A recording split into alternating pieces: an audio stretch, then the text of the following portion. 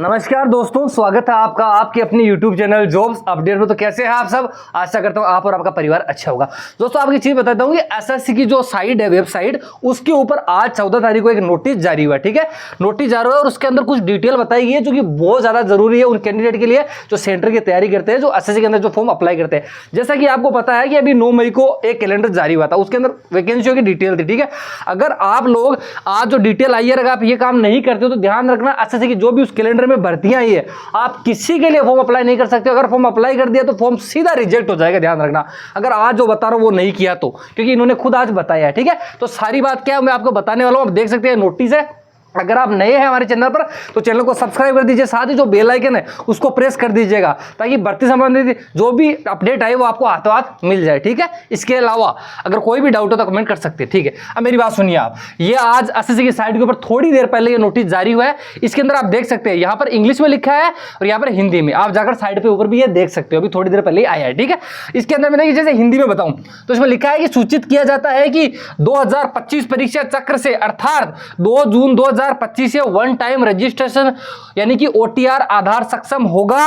इसके अलावा 9 मई 2025 को जारी वार्षिक परीक्षा कैलेंडर के संबंध में यह सूचित किया जाता है कि मौजूदा वन टाइम रजिस्ट्रेशन फॉर्म यानी कि ओटीआर को संपादित करने का विकल्प केवल 31 मई 2025 तक ही दिया जाएगा। ठीक है, कुछ समझ में आया? अगर नहीं आया तो भी मैं आपको बता दूंगा। ये जो लैंग्वेज है ये ऑफिशियल लैंग्वेज है। ठीक है, तो कहीं ना कहीं हमको भले ही इसके अंदर हिंदी दे रखी है, लेकिन ये देखिए जब ऑफिशियल होती है ना तो इतनी हमको बढ़िया से समझ नहीं आ पाती। कोई दिक्कत नहीं है, आपका भाई अच्छे से आपको बताएगा। ठीक है, ये क्या डिटेल लिख रखी है मैं आपको हिंदी में बता देता हूं, यहां से आप एक एक चीज को आराम से अच्छे से देख लेना। ठीक है, चलिए दोस्तों, इसमें लिखा क्या है, ये चीज बहुत ज्यादा जरूरी है। कहने का मतलब है कि ये आपकी जो वन टाइम रजिस्ट्रेशन, जैसे कि कुछ स्टेट्स के अंदर, जैसे कि आपको पता है कि पहले स्टेट्स में भी है और अब सेंटर के अंदर में भी ये चल रहा है। इसमें लिखा हुआ क्या, हम उस पर ऊपर चर्चा करते हैं। देखिए ये बता रखा है ओटीआर के बारे में, सुनिए इसमें क्या बता रखा है। ठीक है, अगर हम यहां से बात करें, देखिए इसने कहा है कि 2 जून 2025 से एसएससी की सभी नई भर्तियों के लिए जो यानी कि वन टाइम रजिस्ट्रेशन होगा वह आधार कार्ड से लिंक यानी आधार सक्षम होना चाहिए। कहने का मतलब है कि जो वन टाइम रजिस्ट्रेशन आपने या तो अभी जो नए कैंडिडेट उन्होंने किया नहीं है या जिन्होंने कर रखा है, ध्यान रखना आधार कार्ड से वो लिंक होना चाहिए। इसके फायदे क्या है, नुकसान क्या है, दोनों मैं आपको बताऊंगा। ठीक है, दूसरा पॉइंट देखिए, ये तो समझ में आ गया कि आपका जो वन टाइम है वो आपको आधार से लिंक होना चाहिए। ठीक है, और आगे बात करूं दूसरे पॉइंट की, अगर आपने पहले से ओटीआर किया हुआ है, यानी कि ओटीआर का मतलब होता है वन टाइम रजिस्ट्रेशन। ठीक है, ओटीआर किया हुआ है तो उससे संशोधित यानी कि एडिटिंग करने का अंतिम मौका जो है 31 मई 2025 तक ही है। यानी कि कहने का मतलब है कि जो आपने वन टाइम रजिस्ट्रेशन या तो किसी ने किया नहीं है और या जिसने कर रखा है उसके अंदर आपको संशोधन करना पड़ेगा। अगर किसी भी चीज में दिक्कत है, नाम, डेट ऑफ बर्थ, सर्टिफिकेट, तो 31 मई तक इन्होंने आपको टाइम दिया है। इसके बाद आपके पुराने ओटीआर में कोई बदलाव नहीं कर पाएंगे, ध्यान रखना। यानी कि 31 मई 2025 तक आपने या तो ओटीआर जिन्होंने वन टाइम रजिस्ट्रेशन नहीं किया है, अगर कर रखा है तो उसके अंदर संशोधन करना है। संशोधन मतलब जो भी आपके नाम में या कोई डॉक्यूमेंट में कुछ भी दिक्कत है तो आपको करना है। इसके अगर नहीं किया तो देखिए इसमें बताया गया है कि होगा क्या। तो अगर आपने ओटीआर में कुछ सुधार करना है तो 31 मई 2025, ये बता रहा हूं मैं 31 में, ध्यान रखना 2025 से पहले कर ले, क्योंकि 2 जून 2025 से नया नियम लागू हो जाएगा जिसे आधार जरूरी होगा। 2 जून 2025 से नए नियम लागू होंगे दोस्तों, और नए नियमों में कुछ अलग चीजें आएगी। तो आपका जो अगर आपने नहीं किया तो ध्यान रखना आप सीधा बाहर हो जाओगे। अभी इसमें बताया भी, देख लेना, नए नियम लागू होंगे। ये चीज तो आपको समझ में आ गई। अब मैं आपको आगे से ये डिटेल है थोड़ा सा आराम से बताने का प्रयास कर रहा हूं क्योंकि ये जरूरी चीज है दोस्तों। ठीक है, आगे देखिए, अगर आप ये मान लीजिए ओटीआर सही से नहीं करते हो तो आपको इसके नुकसान क्या है। जैसे मान लीजिए हम या तो इसको संशोधन नहीं करते या फिर हमने ओटीआर ही नहीं किया है, जो कि इन्होंने डेट बता रखी। ठीक है, अब देखिए यहां से इन्होंने क्या कहा, इन्होंने कहा है कि अब इसके देखिए नुकसान क्या है, ध्यान रखना। ठीक है, ओटीआर में गलत जानकारी होने पर आवेदन रिजेक्ट हो सकता है। अगर ओटीआर में नाम हो गया, जन्म तिथि, आधार नंबर, फोटो हो गया आदि में गलती है तो उसी समय वह ठीक नहीं होगा आगे, और तो उस गलती के कारण फॉर्म जो है रिजेक्ट हो जाएगा। एक भी चीज दिक्कत गलत हुई सीधा फॉर्म रिजेक्ट है।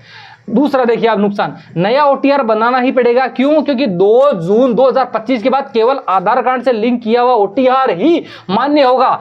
ध्यान रखना, ओटीआर जो है आधार कार्ड से जो लिंक होगा, इन्होंने साफ कह दिया है कि हम लोग सीधा ओटीआर होना चाहिए, आधार कार्ड से लिंक। आधार कार्ड की डिटेल अगर हम चेक करेंगे, अगर नहीं पाई गई इसके अंदर, आपका फॉर्म सीधा रिजेक्ट है। ध्यान रखना, किसी भी जो कैलेंडर जारी हुआ है आप किसी का भी फॉर्म अप्लाई कर देना, इसी का अप्लाई नहीं होगा, सारे रिजेक्ट हो जाएंगे। समझ के आगे देखिए, तो अगर आपने पुराना ओटीआर सही नहीं किया है तो आपको आधार से नया ओटीआर बनाना पड़ेगा और पुराना बेकार हो जाएगा। समझ गए आप, नया ओटीआर करना है आपको। तीसरा पॉइंट देखिए, पहले से आवेदक और रिकॉर्ड बेकार हो सकते हैं अगर आप नहीं भरते हो तो। इस मतलब इसको नया ओटीआर वन टाइम रजिस्ट्रेशन नहीं करवाते हो, ध्यान रखना। पुराने ओटीआर से जो भी परीक्षा फॉर्म भरे गए थे या भविष्य के लिए प्रोफाइल सेव थी वो सब रद्द हो सकते हैं, क्योंकि नया ओटीआर अलग आईडी पर होगा। कहने का मतलब है कि जब नया ओटीआर आएगा, नए ओटीआर के साथ में नए नियम आएंगे, तो जो पुरानी चीजें है ना, पुराने नियम हो गए या पुरानी ओटीआर, वो रद्द हो जाएगी, ध्यान रखना, ठीक है। ये चीज आपको समझ में आ गई। आगे मैं अगर आपको बताऊं, देखिए अब आप देख सकते हैं, इसलिए सलाह दी जाती है कि अगर आपने ओटीआर में कोई भी गलती की है, चाहे वो नाम की हो, जन्म तिथि की हो, फोटो की हो, दस्तावेज की हो या अन्य जानकारी हो, तो 31 मई 2025 से पहले उसे सुधार ले। बाद में सुधार का विकल्प नहीं मिलेगा, ध्यान रखना दोस्तों। 31 मई से पहले आपको इसको सुधारना है। अब कहने का मतलब क्या चीजें क्या क्या हो सकती है, जैसे मान लीजिए, जैसे कि अगर आपका पूर्व जैसे नाम हो गया, मान लीजिए नाम में कोई दिक्कत है, जन्म तिथि के अंदर आपके महीने में, डेट में, ईयर के अंदर किसी प्रकार की दिक्कत है, फोटो ध्यान रखना हाल ही में हो, जो एसएससी के फॉर्मेट हो, यानी जो नवीनतम होना चाहिए, पुराना फोटो बिल्कुल नहीं होना चाहिए, ठीक है। आगे अगर मैं बात करूं दोस्तों, तो जैसे मान लीजिए आपका साइन हो गया। अब ये चीजें बहुत जरूरी, कैसे, देखिए चीज बताता हूं आपको। इसके अंदर बहुत सारे कैंडिडेट ऐसे होते हैं जो मतलब फोटो डाल देते हैं, जैसे मान लीजिए इसके अंदर मान लीजिए स्लेट वाली फोटो नहीं मांग रखी होती, कुछ कैंडिडेट डाल देते, फिर गलती हो जाती है।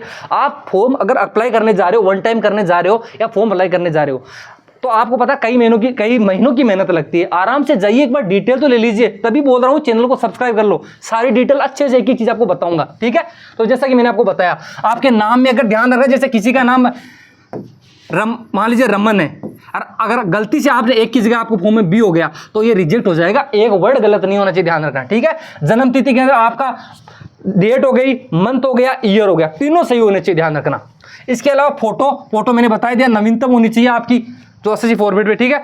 सिग्नेचर की बात करूं दोस्तों, सिग्नेचर वही होनी चाहिए, अगर आप हिंदी में करते हो तो हिंदी में आगे भी हिंदी में करना है, इंग्लिश में करते हो तो आगे भी इंग्लिश में ही करना है, ऐसे नहीं कि पहले हिंदी बाद में इंग्लिश में, ध्यान रखना, इसका ध्यान रखना, ठीक है।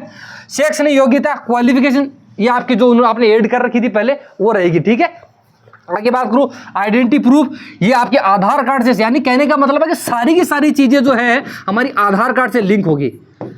अब अगर आप ईमेल पर जाओ, उसको बताओ, वो अच्छे से कर देगा आपको, ठीक है। आगे बात करूं मोबाइल नंबर, ईमेल आईडी, ध्यान रखना, मोबाइल नंबर ईमेल आईडी वो होनी चाहिए जो चालू रहे, जो नंबर आपके पास में, जो ईमेल आईडी आपने बना रखी है, ठीक है, ध्यान रखना इस चीज का, ये चालू रहनी चाहिए, ऐसे नहीं पुरानी डाल दे।